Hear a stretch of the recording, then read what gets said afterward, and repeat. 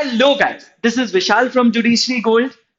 अब आपकी वैकेंसीज बिल्कुल जो लोग छत्तीसगढ़ का एग्जाम दे रहे हैं वो आ गई हैं नजदीक। ठीक है। एंड एग्जाम्स वगैरह जो हैं that is going to be what, that is going to be real soon. And मन में जो है वो हो रही है चिंता। उस चिंता को दूर करने के लिए, सारी आपकी जो टेंशन है उनका निराकरण करने के लिए we have come up with the MCQs. और आज हम जो डिस्कस करेंगे in this particular session that is MCQs for the Chhattisgarh excise act and the court fees act. मैं आपको प्रॉमिस करता हूं after this particular session you will feel super confident, क्योंकि आज पूरे के पूरे जितने भी क्वेश्चंस होंगे उनको हम निचोड़ के रख देंगे। That is my promise to you. All the questions will be absolutely done and dusted by the end of this particular session. ठीक है।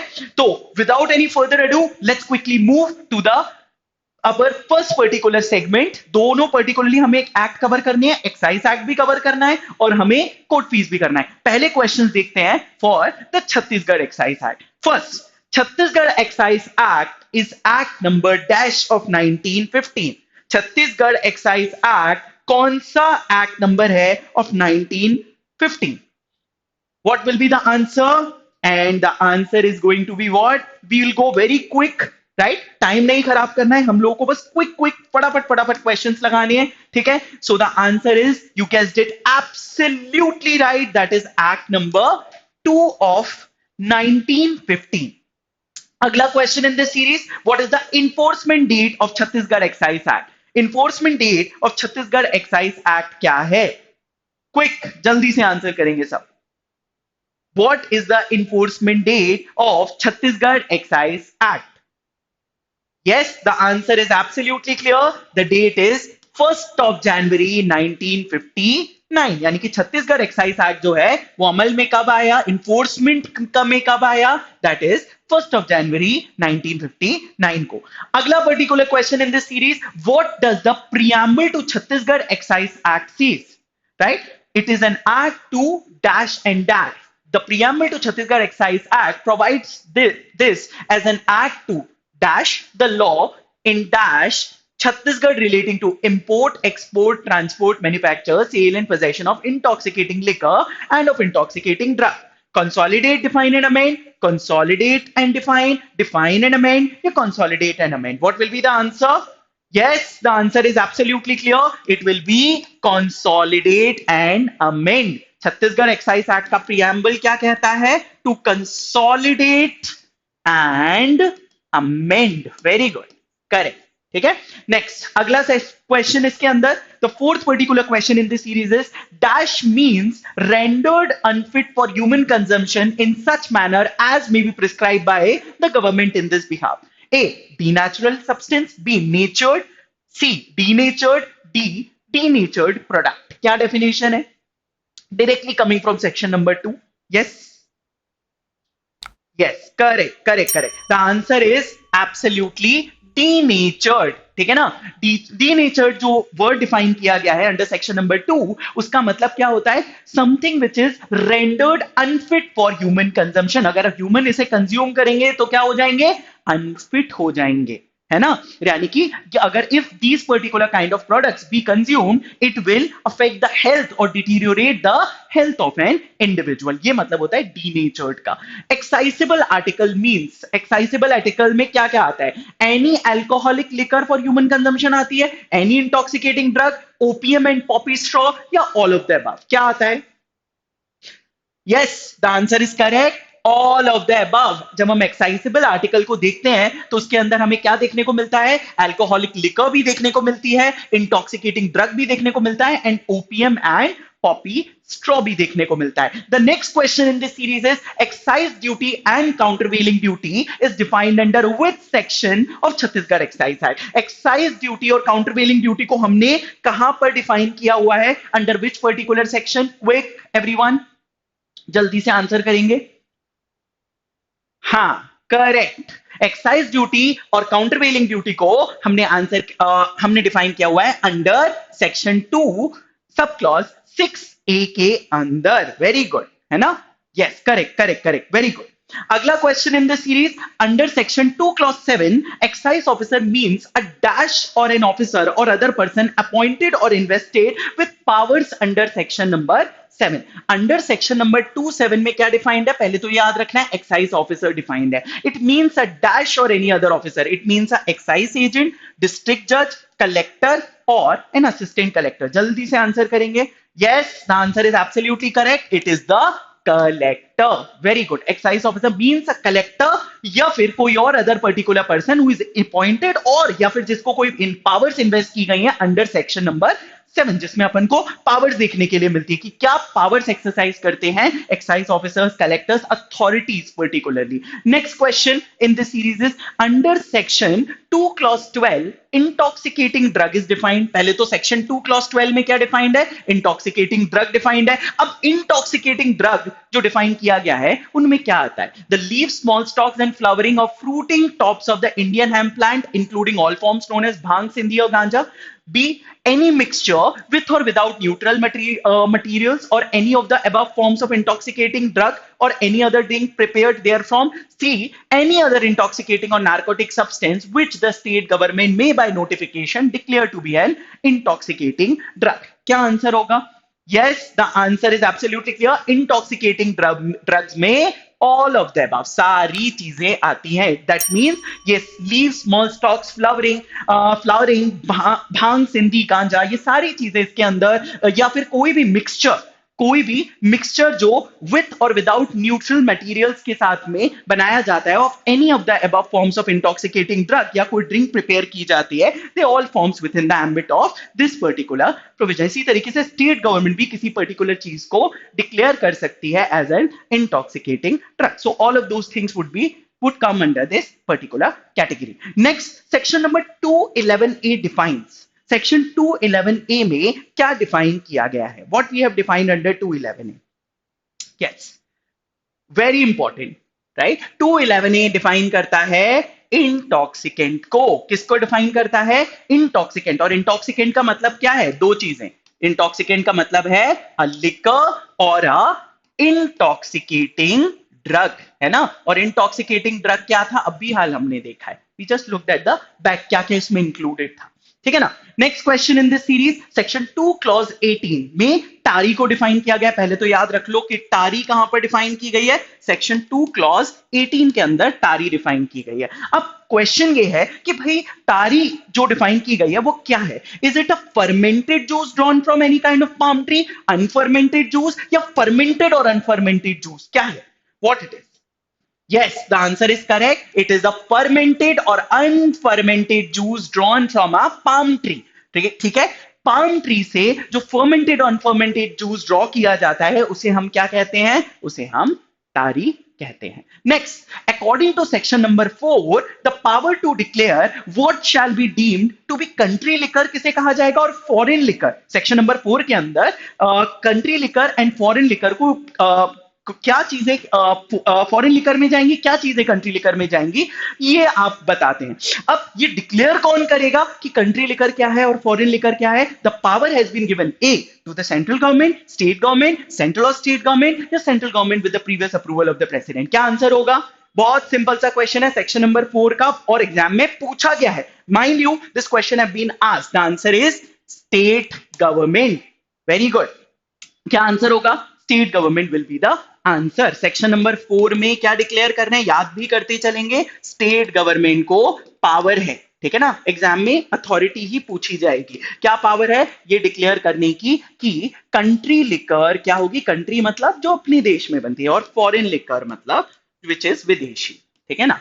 राइट, ये कौन डिक्लेयर करेगा? That is the state government which is going to declare. Next, अगला question, Chhattisgarh excise act 1915 deals will not affect, very important, will not affect the provisions of, क्या बोल दिया गया है? छत्तीसगढ़ एक्साइज एक्ट 1915 इनमें से कौन से प्रोविजन को अफेक्ट नहीं करता? सी कस्टम्स एक्ट को, Indian tariff act except section 6 को, कैंटोनमेंट एक्ट 1910, या all of the above? Answer क्या होगा?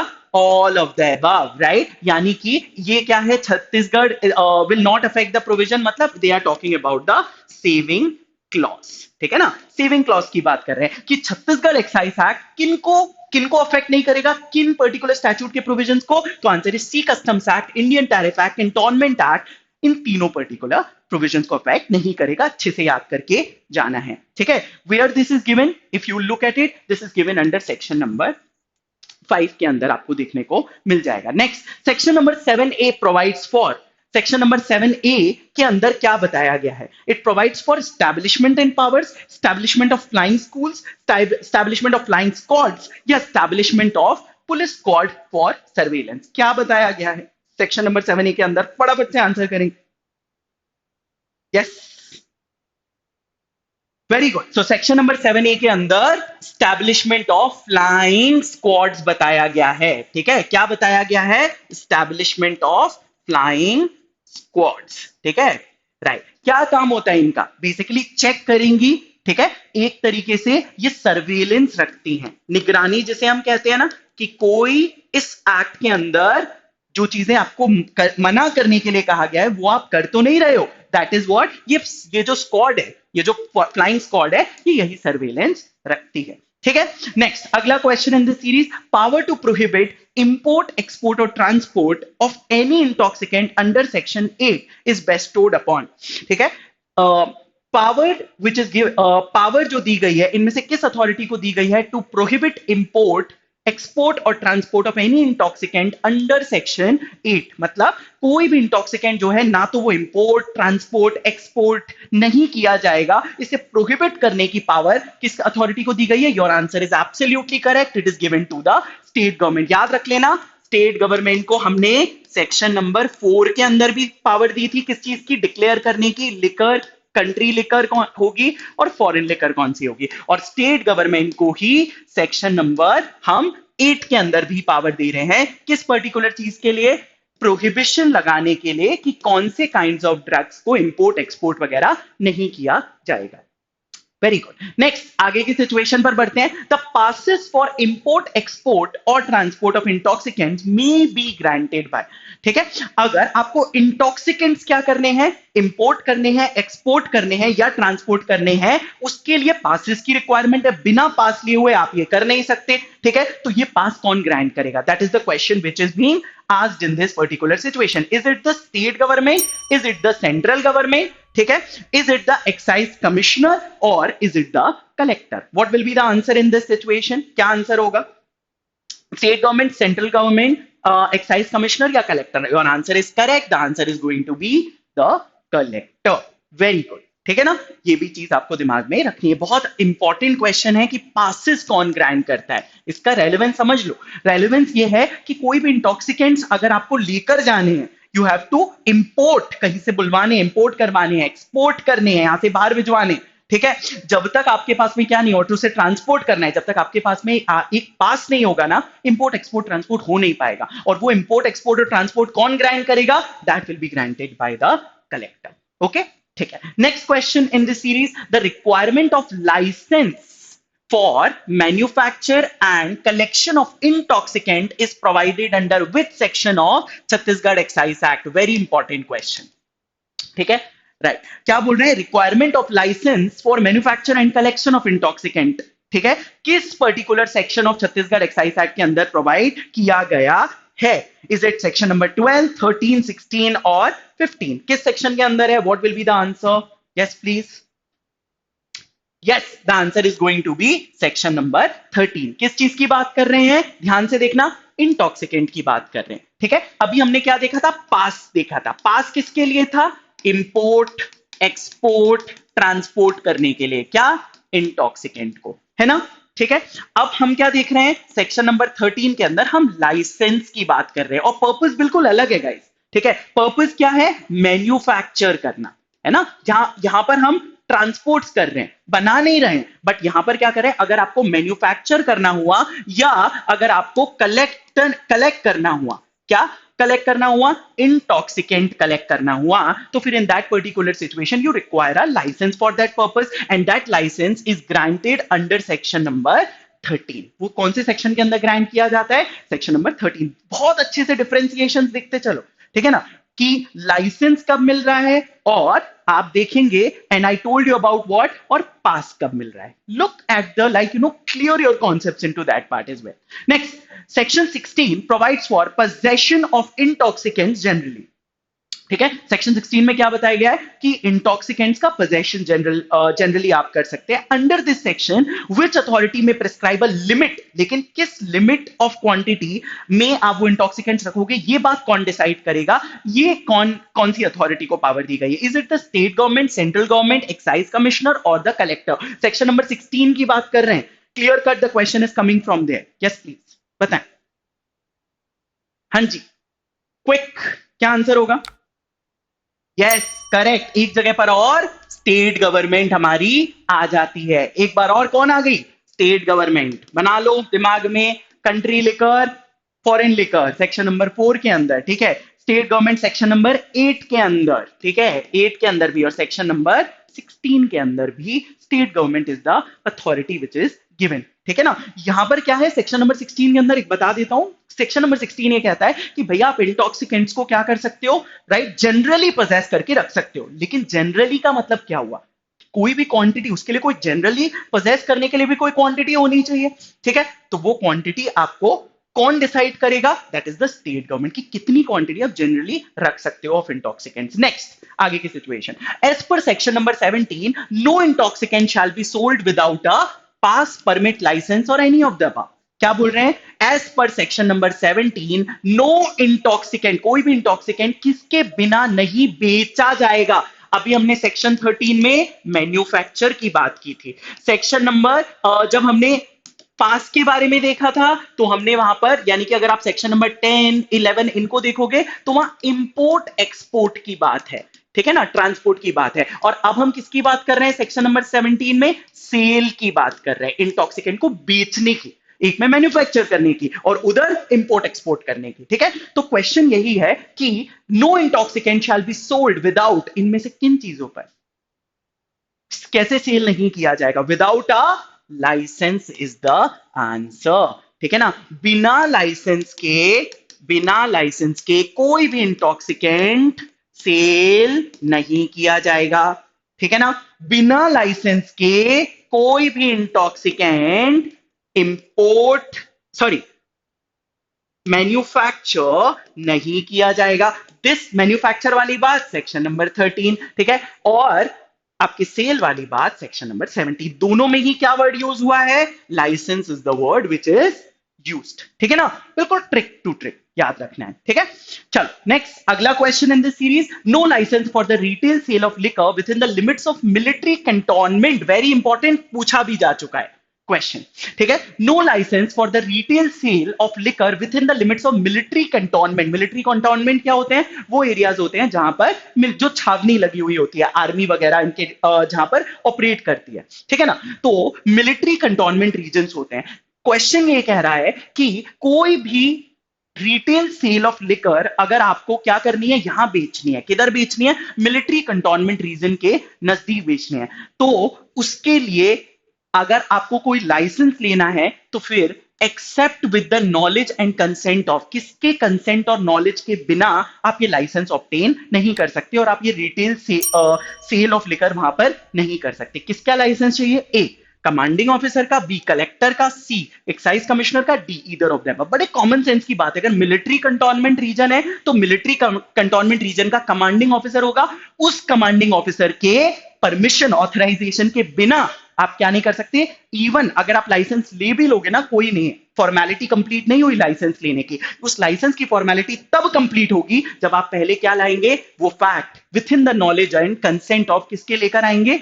ऑफ द कमांडिंग ऑफिसर, कि सर मैं आपकी मिलिट्री कंटोनमेंट रीजन में क्या करना चाहता हूं? अपनी दुकान चलाना चाहता हूं. ठीक है, next question in this series, अगला. नो पर्सन, और ये एक सेकंड, और ये वाला किस सेक्शन में आ रहा है? This is coming from section number 20.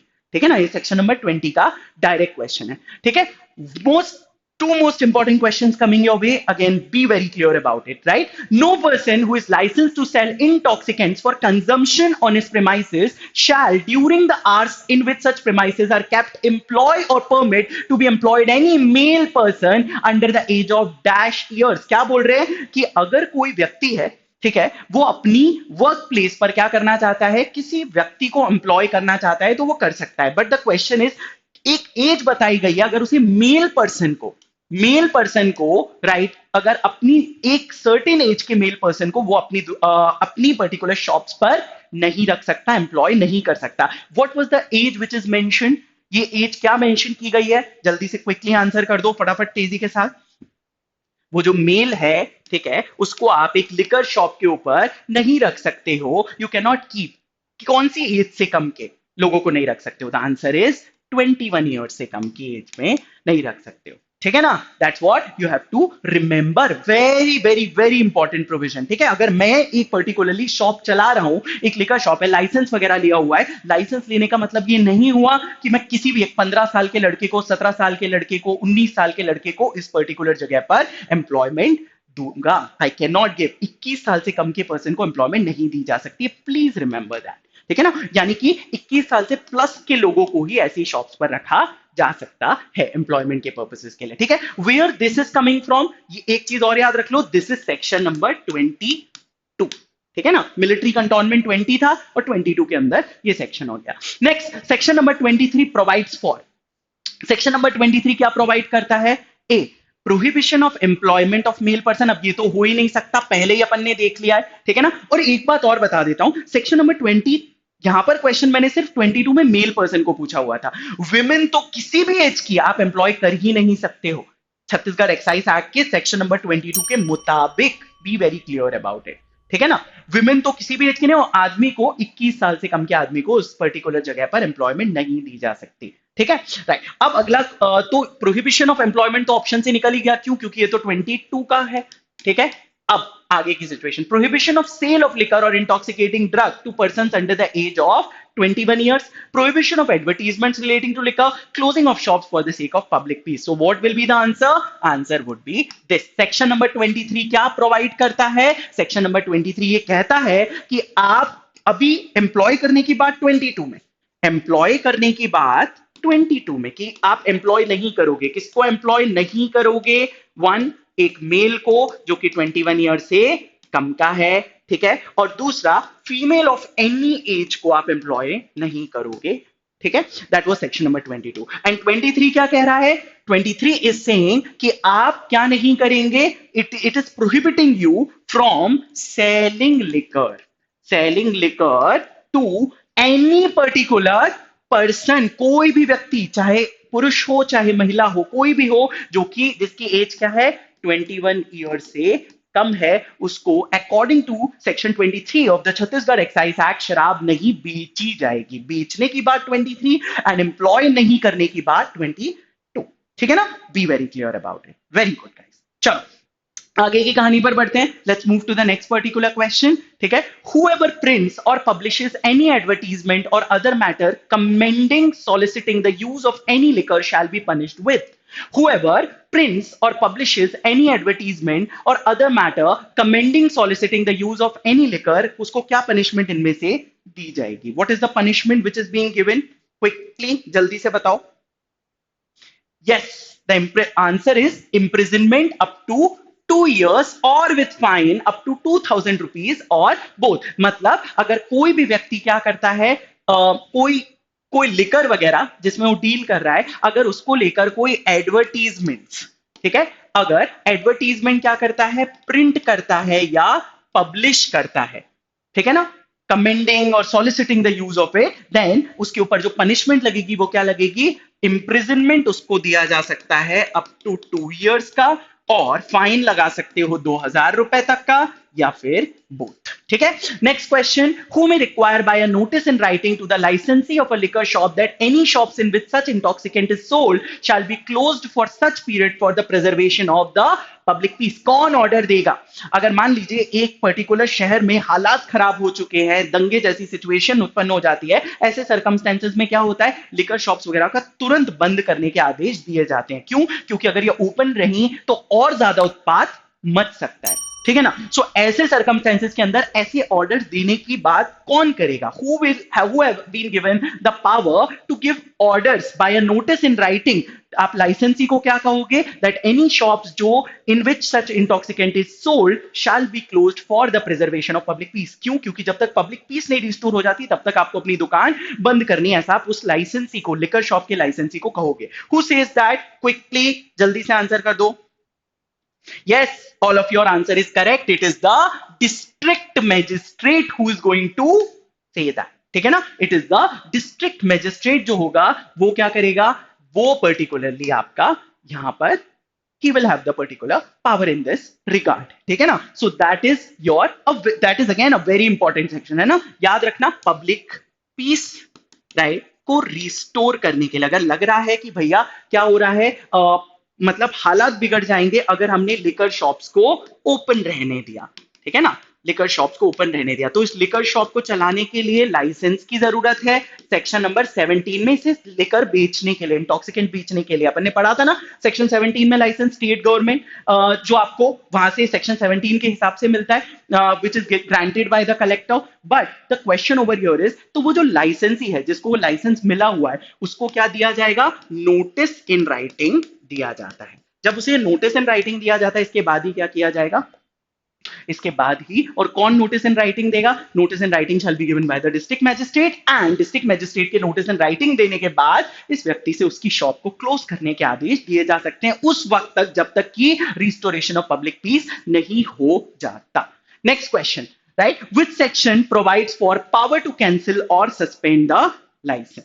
ठीक है, कौन से सेक्शन के अंदर पावर टू कैंसिल और सस्पेंड द लाइसेंस की बात कही गई है? Under which section it has been set? So जल्दी से आंसर करेंगे। The answer is very clear, section number 31 के अंदर। Again a very important question, ठीक है, कि जो लाइसेंस हमने आपको दे दिया था सेक्शन नंबर 13 में, सेक्शन नंबर 17 में, उसको क्या करने हैं? कैंसिल और सस्पेंड कर रहे हैं, ठीक है ना। कौन से सेक्शन के अंदर? सेक्शन नंबर 31 के अंदर, ठीक है ना। कैंसिल करना कंप्लीटली, जो आपको लाइसेंस दिया गया था उसको खत्म ही कर देना, ठीक है, और आपका सस्पेंड कर देना, इनकी एक सर्टेन ड्यूरेशन के लिए आपको कह देना कि आप ऑपरेट नहीं कर सकते हो, ठीक है। नेक्स्ट क्वेश्चन, सेक्शन नंबर 31 हो गया। अगला, the if the licence permit और pass of the holder is cancelled और सस्पेंडेड अंडर सेक्शन 31, अगर कोई लाइसेंस परमिट या पास जो होल्डर का है अगर वो कैंसिल या सस्पेंड कर दिया जाता है under section number 31, the holder shall be entitled to compensation for its cancellation और suspension. The holder shall not be entitled, either A और B, depends on the discretion of the authority cancelling or revoking such license। क्या answer होना चाहिए? जल्दी बता दो। क्या holder अगर उसका सेक्शन 31 के मुताबिक लाइसेंस जो है उस होल्डर का क्या हो जाता है? कैंसिल और सस्पेंड हो जाता है, तो will he be entitled to compensation? That is the question. Answer is नहीं, कोई कॉम्पनसेशन उसे नहीं मिलेगा, ठीक है ना। So the answer in this situation will be B, shall not be entitled, ठीक है। Next question in this series, section 33 provides that any holder of a license granted to sell intoxicant under this act on the expiration of dash months notice in writing given by him to the dash of his intention to surrender the same। section 33 क्या कहता है? it provides that any holder of a license जो है he is granted to sell intoxicant on the expiration of dash months notice given by him to dash of his intention to surrender the same। 2 months collect, 2 months का duration, and collector को देना पड़ेगा 6 months या excise commissioner 1 month collector या 3 months excise commissioner. What will be the answer in this situation? The answer will B 1 month and to the collector।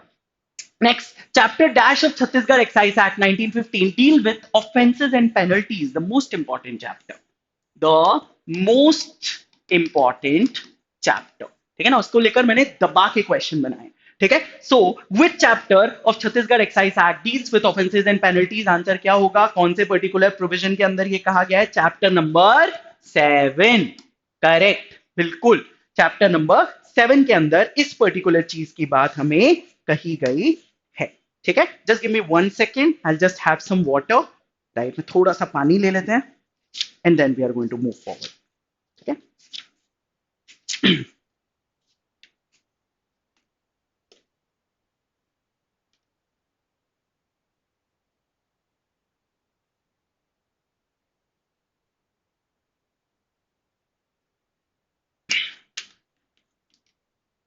चलिए quick, let's move to the next question.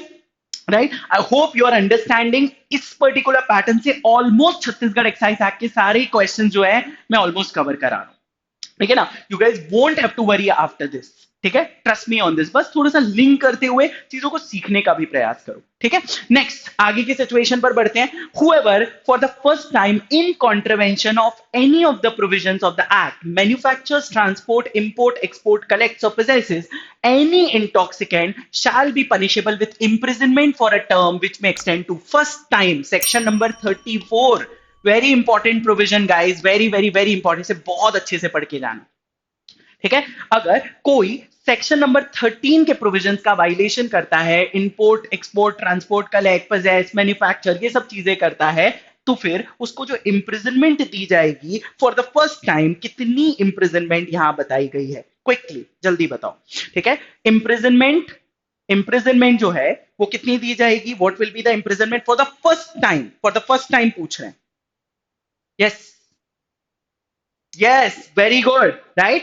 Not less than 6 months, right? Imprisonment of not less than 6 months, but which may extend to how many years? But which may extend to 2 years. यानी कि this will be the answer. D is will be the correct answer. ठीक है, यानी कि जो section 13 में जब आपको लाइसेंस दिया जाता है, अगर आप उनके प्रोविजंस का कॉन्ट्रवेंशन करते हो, इंपोर्ट के लिए दिया गया, एक्सपोर्ट के लिए दिया गया, मैन्युफैक्चर करने के लिए दिया गया, ठीक है, और आप क्या करते हैं, या ट्रांसपोर्ट करने के लिए दिया गया वो लाइसेंस को, और आप उनके टर्म्स वगैरह को फॉलो नहीं करते हो, कॉन्ट्रवेंशन में कोई एक्ट करते हो, तो आपके ऊपर पेनल्टी लगेगी। सेक्शन 34 उसी पेनल्टी की बात कर रहा है। तो फर्स्ट टाइम अगर आप ऐसा कॉन्ट्रवेंशन करते हो तो पनिशमेंट क्या है, मिनिमम इंप्रिजनमेंट 6 मंथ्स, मैक्सिमम जो होगी that is up to 2 years, ठीक है। सेक्शन नंबर 34 से आपको ये क्लियर कट देखने को मिलेगा। इसके साथ में एक फाइन भी है, ठीक है, एंड फाइन का भी अमाउंट है। यहां पर मैंने सिर्फ इंप्रिजनमेंट से रिलेटेड क्वेश्चन पूछा है, बट फाइन भी देख लो, fine is an addition to imprisonment. And fine कितना है, what is the fine which is given, the fine is 10,000 rupees, but which में एक्सटेंड टू, यानी कि मिनिमम 10,000 है, ठीक है, और मैक्सिमम 50K है, ठीक है। मिनिमम 10K एंड मैक्सिमम कितना है, 50K। ये भी याद रख लेना, सेक्शन 34 का कॉन्ट्रवेंशन और उसका punishment. Let's move to the next question. Whoever being subsequently convicted commits an offense under section 34(1), subsequently convicted मतलब अब फर्स्ट टाइम ऑफेंडर की बात नहीं कर रहे हैं, दोबारा अगर आप ऑफेंस पहले कन्विक्ट हो चुके हो और वही सेक्शन 34 का आप ऑफेंस कर देते हो, अब पनिशमेंट क्या होगी। ऑब्वियसली बात है, पहली बार करने पर मिनिमम 6 मंथ, मैक्सिमम 2 years तक की पनिशमेंट थी, एंड फाइन मिनिमम कितना था, 10,000, मैक्सिमम 50। अब सब्सिक्वेंटली कर रहे हो, दोबारा कर रहे हो, तो पनिशमेंट कितनी बनेगी, how much is going to be the punishment for the second particular time, अब बताएं। Yes, the minimum is going to be 1 year and maximum is going to be 5 years. Minimum कितनी हो गई, मिनिमम 1 year हो गई और maximum आपकी 5 years इसमें हो गई। अब इसके साथ में एक फाइन का फिगर भी है, वो भी देख लो, मिनिमम 25,000 एंड मैक्सिमम कितना हो गया, 2 lakhs तक का फाइन आपके ऊपर इंपोज किया जा सकता है, ठीक है। तो ये भी चीज अपने दिमाग में बहुत अच्छे से रखना, keep that particular thing in your head. This is the most important provision section number 34 में, फर्स्ट टाइम कॉन्ट्रावेंशन करने पर और सब्सिक्वेंट कॉन्ट्रावेंशन करने पर क्या पनिशमेंट है, that you have to keep it in mind. Next, under section 34 subsection 2, अब अगर बल्क लीटर्स एक्सीड करते हुए वही कॉन्ट्रावेंशन कर रहे हो, सेम चीज, लाइसेंस वगैरह, लेकिन क्वांटिटी जो थी ऑफ इंटॉक्सिकेटिंग ड्रग वो कितनी थी, 5 लीटर से ज्यादा की क्वांटिटी, और फिर आपने क्या किया, विदाउट लाइसेंस या लाइसेंस वगैरह के जो टर्म्स बताए गए हैं उनका आपने कॉन्ट्रवेंशन किया। सबसेक्शन 2 की बात कर रहे हैं, 2 की बात कर रहे हैं। कंडीशन क्या है, अगर आप 5 बल्क लीटर से ज्यादा, आपको जो लाइसेंस वगैरह दिया गया था, ठीक है, या बिना लाइसेंस वगैरह लिए हुए आपने क्या कर दिया, 5 बल्क लीटर से ज्यादा इंपोर्ट, एक्सपोर्ट, ट्रांसपोर्ट ये सब कर ली, या लाइसेंस मिल भी गया था कि 5 बल्क लीटर से ज्यादा ले जाने को, लेकिन आपने उन लाइसेंस के टर्म्स को फॉलो नहीं किया। अब अगर आप कॉन्ट्रवीन कर रहे हो तो पनिशमेंट क्या बनेगी आपके ऊपर, सेक्शन नंबर 34 का सबसेक्शन 2 के अंदर, what is the penalty given, quickly answer करेंगे, क्या पेनल्टी बताई गई है, जल्दी बताओ। हाँ जी, what is the penalty, minimum 1 year, maximum 3 years। ये रहा, imprisonment not less than 1 year but which may extend up to 3 years, that is the punishment which is provided under this particular provision. याद रखना section number 34 subsection 2. Difference क्या है section number 34 subsection 2 and subsection 1? यानी कि subsection 1 applies on those contravention जो कि 5 bulk litres से कम है. ठीक है ना? उन सिचुएशन में आपको सबसेक्शन 1 को फॉलो करना है. और अगर आप 5 बल्क लीटर से ज्यादा, ठीक है, से ज्यादा लिकर वगैरह ले जा रहे हो और आपने उनमें लाइसेंस जो आपको दिया गया है सेक्शन नंबर 13, या तो आपने वो लिया ही नहीं, रिक्वायरमेंट है लाइसेंस की लेकिन आपने ली नहीं, या जो लाइसेंस ले तो लिया लेकिन उनकी कंडीशंस को फॉलो नहीं कर रहे हो, कॉन्ट्रावेंशन कर रहे हो, तो फिर ऐसे सर्कमस्टेंस में जब 5 बल्क लीटर से ज्यादा की सिचुएशन आएगी तो 2 में subsection number 2. And what is the punishment? Minimum 1 year which may extend to 3 years. अब इसमें क्या है? In this particular situation you have to remember first time की बात है. ठीक है ना? क्वेश्चन है फर्स्ट टाइम का. इसमें भी वही फर्स्ट टाइम सेकंड टाइम का लॉजिक. ठीक है. अब इसी तरीके से अगर आप subsequent same situation 5 bulk litre से ज्यादा की क्वांटिटी में पहले भी कन्विक्ट हो चुके हो और दोबारा फिर आप वही कंडीशन फॉलो नहीं करते, बिना लाइसेंस वगैरह लिए हुए या लाइसेंस लेने के बाद भी आप इंपोर्ट एक्सपोर्ट मैन्युफैक्चर ट्रांसपोर्ट ये सब करते हो बट कंडीशंस फॉलो नहीं करते उन लाइसेंस की, अब सेकंड टाइम में सब्सिक्वेंट टाइम में पनिशमेंट क्या हो जाएगी? अभी थी minimum 1 year maximum 3 years first time में, अब पनिशमेंट बढ़कर it will be minimum 2 years which will extend up to 5 years. ठीक है? मिनिमम 2 इयर्स विच में extend up to 5 years. And fine जो है वो कितना हो जाएगा? मिनिमम 50,000 विच में extend up to 2 lakh. So answer will be both A and B. ठीक है? आंसर क्या होगा? Both A and B will your answer. ठीक है? So section 34 subsection 1 and 2, please I am saying this, exam के लिए सबसे अच्छे से पढ़ के जाना. द मोस्ट इंपॉर्टेंट सेक्शन, मैं बार बार स्ट्रेस कर रहा हूं, एग्जाम में मिलेगा, देखना. ठीक है? चलो let's move to the next particular question. Penalty for altering और attempting to alter any denatured spirit for the first time.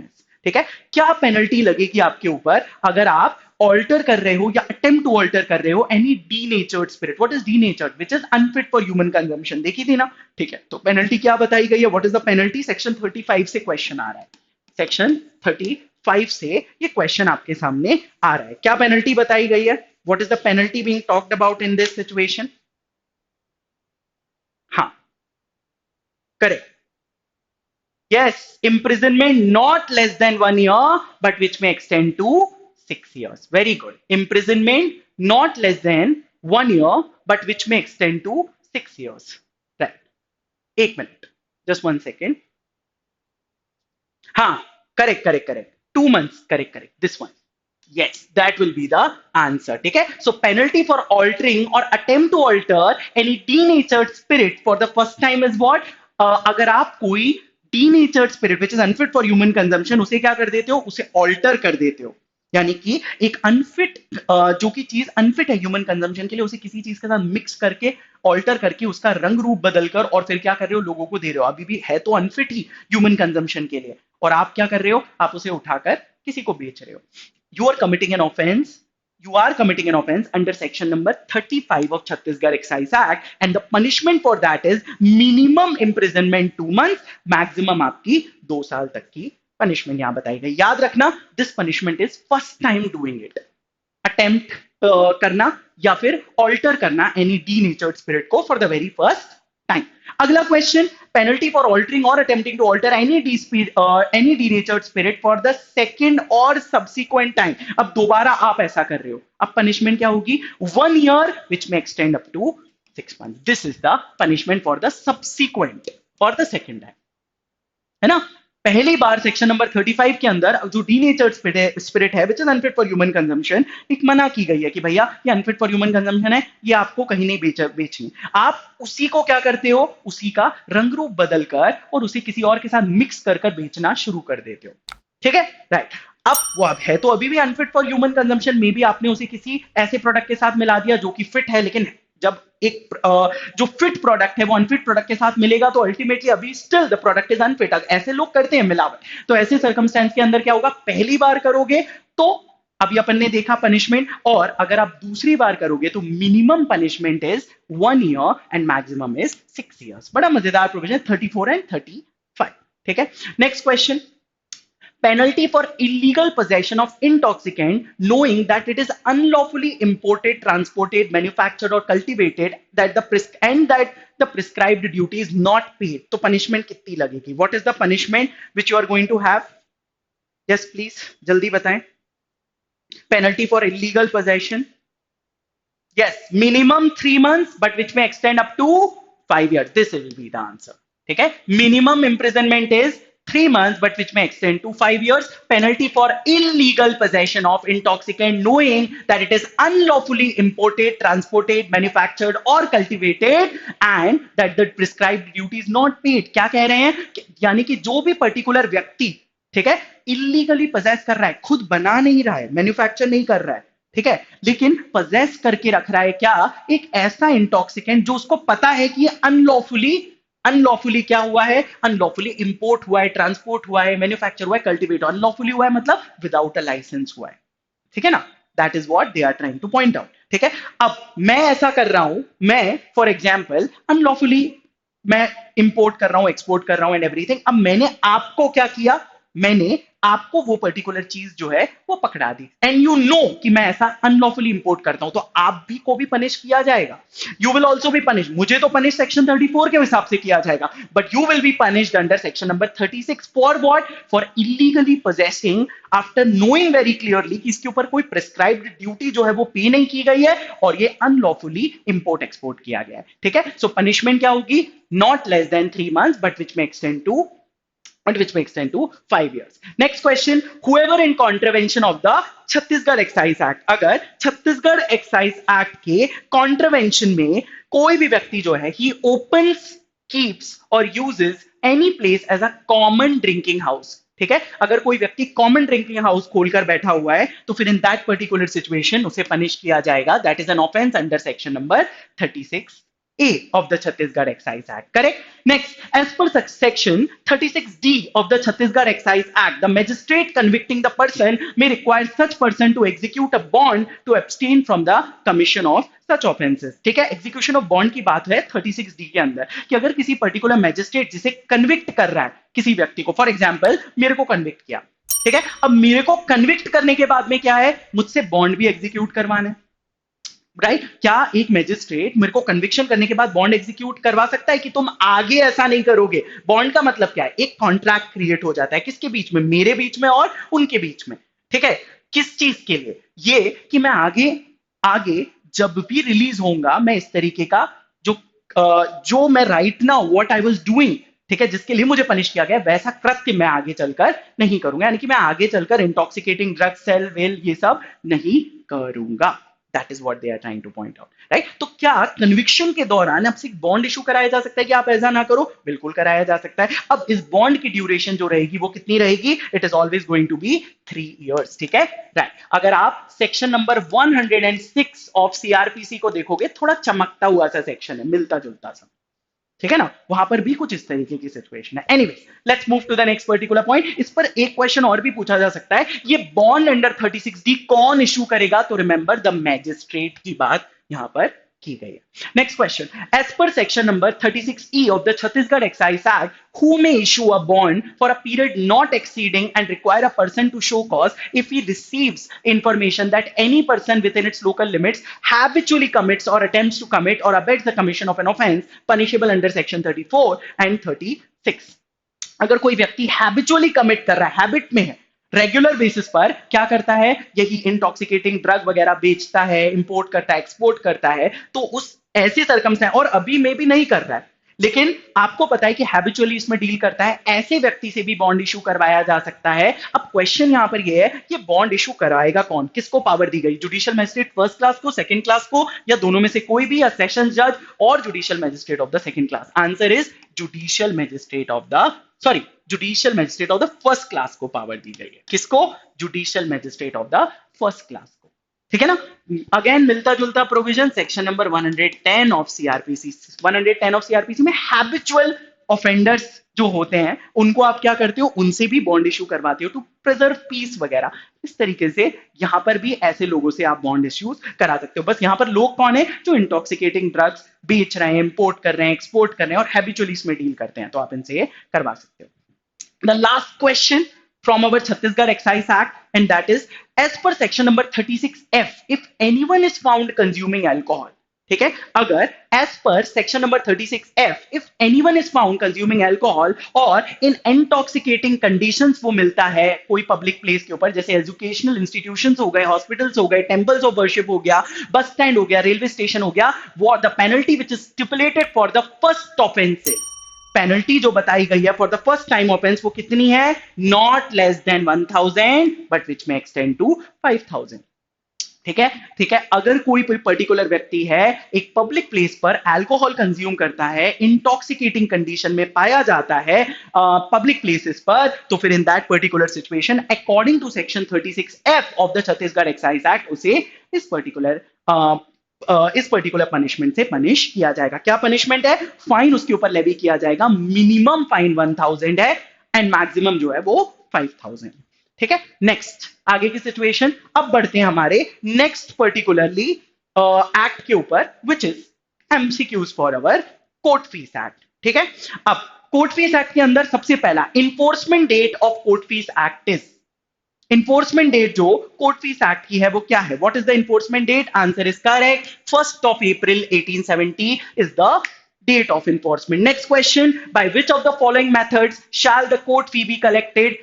जो आपका कौन से मेथड के थ्रू कोर्ट फीस कलेक्ट होती है कोर्ट फीस एक्ट के अंदर? सबको पता है स्टैम्प्स लगाते हैं ना, stamps is the answer, correct, clause D will be your correct answer in this. अच्छा, ये निकल के कहां से आ रहा है? That is coming by way of section number 25। ठीक है ना, राइट, 25 के थ्रू ये आपका जो मेथड है ये निकल के आ रहा है कि कोर्ट फी जो होगी वो स्टैम्प्स पर कलेक्ट की जाएगी। Next, in which of the sections of the court fees act is the provision of computation of court fees is provided? Computation of court fees कहां, कोर्ट फीस कैसे calculate की जाएगी, किस चीज के ऊपर कैलकुलेट की जाएगी? कंप्यूटेशन मतलब कैलकुलेशन ऑफ कोर्ट फीस, ये कहां बताया गया है? सेक्शन नंबर 7 के अंदर हमें बताया गया है।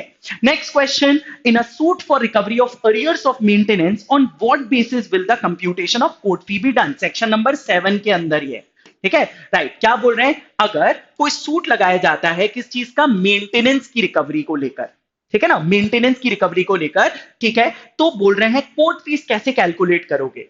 अमाउंट जो क्लेम किया जा रहा है उस पर कोर्ट फीस कैलकुलेट करोगे, टोटल अमाउंट ऑफ मेंटेनेंस के हिसाब से as the trial court deems reasonable, court में exempt court fee? No, the answer will be amount claimed.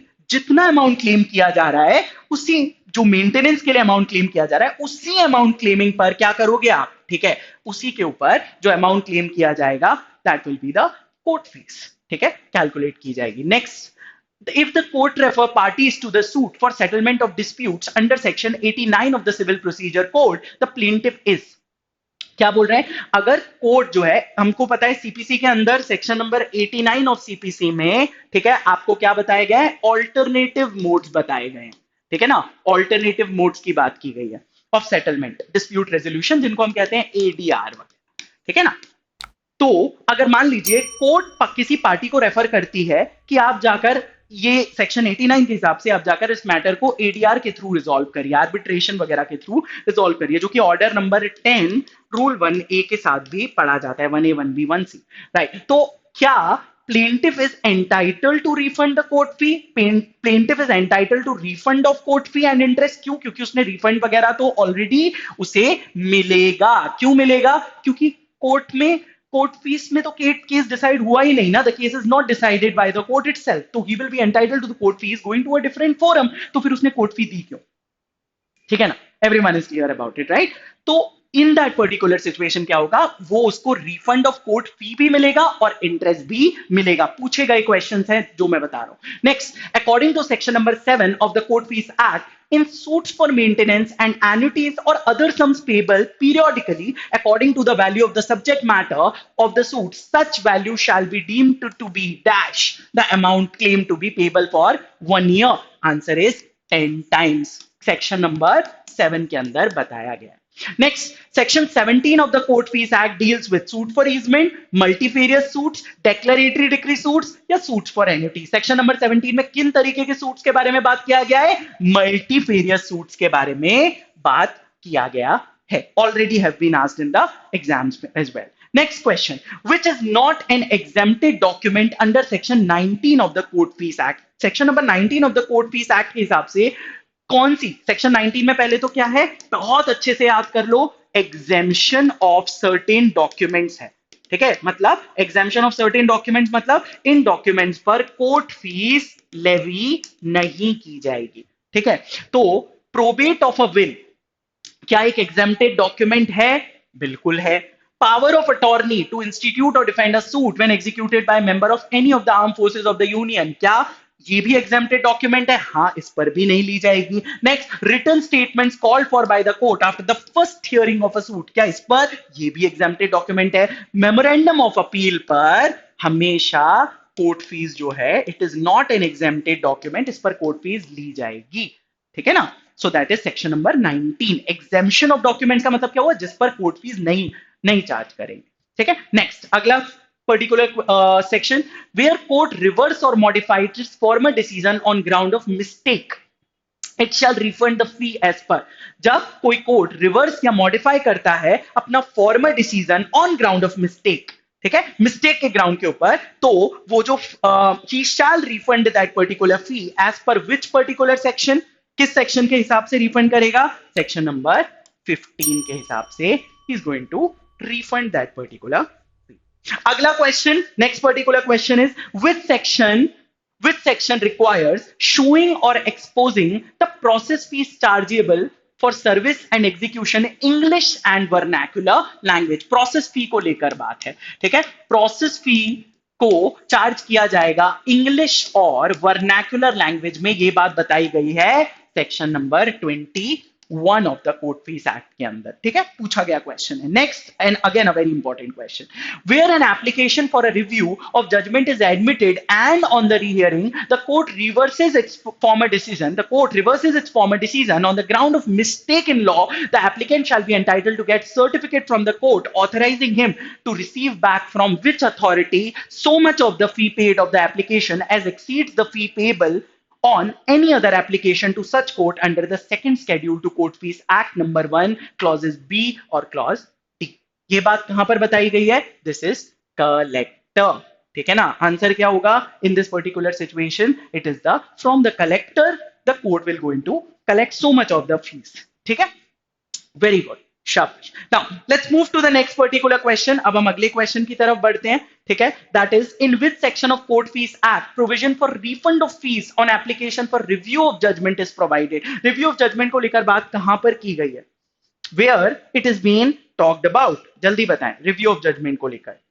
ठीक है, court fees as court fee के प्रोविजन आपको बताना है, सेक्शन बताना है जो स्पेसिफिकली डिस्कस करता है रिफंड ऑफ फीस के बारे में on application for review of judgment. Answer is section number 14 के अंदर इसके बारे में जिक्र किया गया है। ठीक है, next question, section 19 of court fees act is related with, 19 में क्या बताया गया है? ऑलरेडी बता चुका हूं, exempted documents from court fees. Yes, correct. Section 19 में कौन सी डॉक्यूमेंट्स को एग्जाम किया गया है कोर्ट फीस से? ठीक है ना, जिसमें हमने अभी एक डॉक्यूमेंट भी देखी थी, मेमोरेंडम ऑफ अपील को एग्जाम नहीं किया गया है। This section is very important, इसको अच्छे से करके जाना। इस पे बहुत सारी लिस्ट दी गई है, उस लिस्ट को याद कर लो। ठीक है, उससे क्वेश्चन आता है किन डॉक्यूमेंट्स को एग्जाम किया गया है, किसको नहीं किया गया है। ठीक है, right. Chapter 5 of court fees is related to, chapter number 5 of court fees किससे रिलेटेड है? Mode of levying fees, miscellaneous provisions, provision relating with prohibits और interpretation clause. Answer is mode of living fees को लेकर chapter 5 of court fees act is related. Every question relating to valuation for the purpose of determining the amount of any fee chargeable under chapter 3 shell be decided by which authority as per the provision of section number 12। Is it the collector? Is it the registrar? Is it the court in which such plaint or memorandum is filed? It is either of the above. क्या answer होगा? What will be the answer? Answer is it is the court in which such plaint or memorandum is filed. ठीक है, chapter number 3 के अंदर, ठीक है, for the purpose of valuation, अगर कोई क्वेश्चन आता है इन रिलेशन टू वैल्यूएशन, वो क्वेश्चन कौन डिटरमाइन करेगा? That question will be determined relating to the determination of any fee वगैरह, इसको लेकर कोई भी क्वेश्चन आता है, that is going to be decided by the court जिसके सामने वो प्लेंट या मेमोरेंडम फाइल किया गया है। ठीक है, सेक्शन नंबर 12 से ये क्वेश्चन है. Probate's letter of administration and certificate of administrations are dealt under which chapter of Court Fees Act? Later introduce किया गया था, chapter number 3A. ठीक है. Probate's letter of administration and certificate of administration, ये कुछ documents है, इनके लिए एक सेपरेट चैप्टर डिवोट किया गया है, that is chapter number 3A of court fees act, और कैसे लेवी की जाएगी. Next, in relation to process fee which is section number 20, process fee को लेकर, which authority has been bestowed with the authority to formulate rules. Rules कौन बनाता है under section number 20? In relation to what? In relation to process fee. The answer is the high court. कौन rules बनाएगा? It is the high court. Section number 20 के अंदर. याद रखना, process फी. Process फी का मतलब क्या होता है? कोर्ट का बुलावा. ठीक है ना, कोर्ट का बुलावा. फॉर एग्जाम्पल, कोर्ट ने कहा कि बी नाम के फला फला पर्सन को कोर्ट में पेश होना है, तो कोर्ट क्या करेगा? समन्स इशू करेगा. समन्स क्या है? एक तरीका है जिसे हम कहते हैं प्रोसेस. ठीक है ना, अपीयर कराने का, बुलाने का. तो उसको बुलाने का खर्चा लगेगा जब आप उसे समन्स वगैरह भेजोगे. ठीक है ना. तो प्रोविजन कह रहा है इनको लेकर रूल्स कौन फ्रेम करेगा इस पर्टिकुलरली प्रोसेस फी वगैरह से related? It is the high court who is going to frame the rules. कौन सा सेक्शन? Section number 20. Next question, which section provides that all fees referred to in section 3 और chargeable under this act shall be collected by stamps? पहले ही बोल दिया था मैंने. Section number 25. Court fees act में कोई भी जो पर्टिकुलरली फीस वगैरह है वो कैसे कलेक्ट की जाएंगी? द आंसर इज स्टैम्प्स पर कलेक्ट की जाएंगी. नेक्स्ट, स्केड्यूल 1 कंटेन्स, 3 स्केड्यूल हैं इस पर्टिकुलर स्केड्यूल के अंदर. अब इनमें स्केड्यूल 1 क्या कंटेन करता है?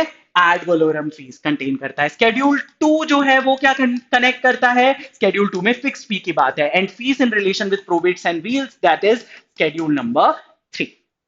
ठीक है, 3 schedule. Ad valorem fee 1. Ad valorem का मतलब क्या होता है? According to the value. ठीक है, according to the value, that is ad valorem. Fixed fees, that is schedule 2, and fees in relation with probates and bills, that is schedule number 3. Next, section 3 of the Court Fees Act deals with levy of court fees in high court in their extraordinary jurisdiction, levy of court fees in high court in their original jurisdiction, levy of court fees in public offices, and levy of court fees in muffle courts. Answer क्या होगा? What is going to be the answer? Answer is going to be section 3 का straight forward है. heading ही पढ़ोगे तो देखकर समझ में आ जाएगा, original jurisdiction of high court. ठीक है ना, इनकी बात की गई. ठीक है. नेक्स्ट, आगे की सिचुएशन पर, which section of the court fees act deals with procedure where net profit और market value are wrongly estimated? अगर नेट प्रॉफिट या मार्केट वैल्यू जो है वो रॉन्गली एस्टिमेट की जाएगी तो उससे related procedure under Chhattisgarh excise act जो बताया गया है वो कहां बताया गया है? किस सेक्शन के अंदर बताया गया है wrongly estimate? That is section number 10. ठीक है, किसके अंदर? सेक्शन नंबर 10 के अंदर ये बताया गया है. The last question for the day and we will be done. These are the most important questions which I tried to put for you guys regarding Chhattisgarh Excise Act and the Court Fees Act. The last question in this series is refunding of court fee paid on memorandum of appeal is dealt under which section of Court Fees Act? Refunding of court fee है ना, court fees का refund, court फी का refund, इसको लेकर कौन सा provision deal करता है? Which provision deals with it? Section number 13 इसको लेकर डील करता है. I hope you like this particular session. We are done and dusted with all the particular important questions. ठीक है, मुझे लगता है आपको अच्छे से ये पर्टिकुलर चीज समझ में आया होगा. All the best for your exams. Nail it. And I hope that again this particular session would have been fruitful for you. Questions लगाकर जाओ. You will see the questions in your examinations, that I can vouch for it. I am promising on you that अगर ये questions बिल्कुल इनमें से बनेंगे, the questions are going to be there, right? अच्छे से मेहनत करो. Keep on working hard. Be positive. बिल्कुल एकदम right. अब भी अपने आप को पूरे जोश बिल्कुल. Give every ounce of your efforts, right? And I'll see to it. चलो, take care of yourself. Bye bye.